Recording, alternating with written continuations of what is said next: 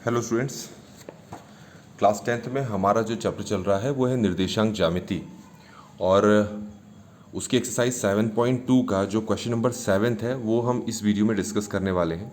अपनी बुक से आप ये क्वेश्चन पढ़ सकते हैं और क्वेश्चन मैंने सामने भी लिख दिया है। अब आपको क्या दिया है, यहाँ पर एक वृत्त दे रखा है, तो पहले मैं एक वृत्त बना लेता हूँ। यहाँ पर ये मैंने एक वृत्त बना लिया और ये इसका है केंद्र। ठीक है, ये केंद्र है और ये है इसका व्यास। ठीक हो गया। अब यहाँ पर आपको जो निर्देशांक दे रखे हैं ज़रा गौर से देखें। जो आपको ये व्यास दे रखा है, व्यास में ये ए है और ये बी है और ये केंद्र है। अब ए के निर्देशांक आपको निकालने के लिए कहा है, लिखा है ना साफ साफ, बिंदु ए के निर्देशांक ज्ञात कीजिए। तो इसके निर्देशांक हमें पता ही नहीं है, तो इसके निर्देशांक में x1 y1 मान लेता हूँ। अब ये जो केंद्र आपको दिखाई दे रहा है, इसके निर्देशांक आपको दे रखे हैं। देखो, केंद्र के निर्देशांक आपको दे रखे हैं 2, -3। और जो बी है इसके भी निर्देशांक आपको दे रखे हैं जो कि है 1, 4। अब हमारे पास ये जो क्वेश्चन है, तो ये जो आपको दिख रहा है ये है केंद्र, और ए के निर्देशांक निकालने हैं और बी के आपको दे रखे हैं। अब देखो, इसको हल करने का तरीका बहुत शॉर्ट होता है, पर कई बच्चों को फॉर्मूले याद नहीं होते हैं। देखो, मैं फॉर्मूला बता देता हूँ।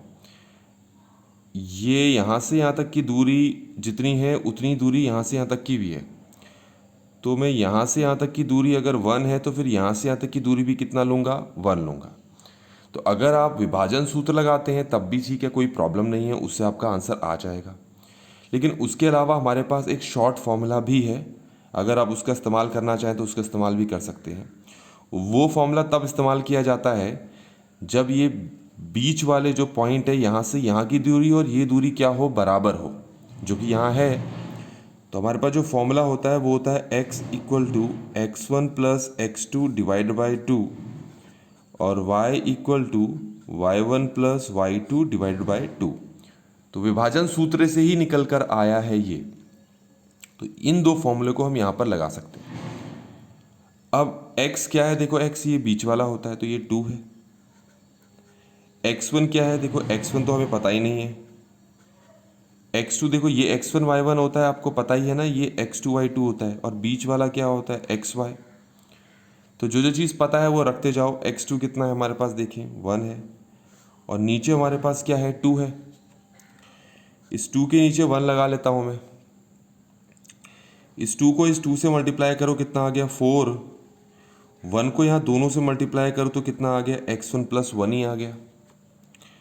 अब इस 1 को यहाँ लेके आओ तो ये हो जाएगा 4 - 1 = x1, और 4 - 1 कितना होता है, 3। तो x1 हमारे पास कितना आ गया, 3 आ गया। अब इसके लिए भी ऐसे ही करेंगे हम हल। ठीक है, इसको भी इसी तरीके से हल करेंगे। y कितना है, देखिए -3 है। y1 हमें पता ही नहीं है, प्लस y2 देखिए कितना है, 4 है, ओवर 2। यहाँ तक समझ में आ गया होगा। इसके नीचे 1 लगा लेते हैं। 2 को -3 से मल्टीप्लाई करेंगे तो ये -6 आएगा, इक्वल टू 1 को अगर मैं इन दोनों से मल्टीप्लाई करूँ तो ये दोनों वापस आ जाएंगे। अब इस 4 को यहाँ लेकर आओ, तो पहले से -6 है तो इसके साथ -4 हो जाएगा और इक्वल टू y1। अब इसको हल करोगे तो ये -10 आ जाएगा, ये आ जाएगा y1।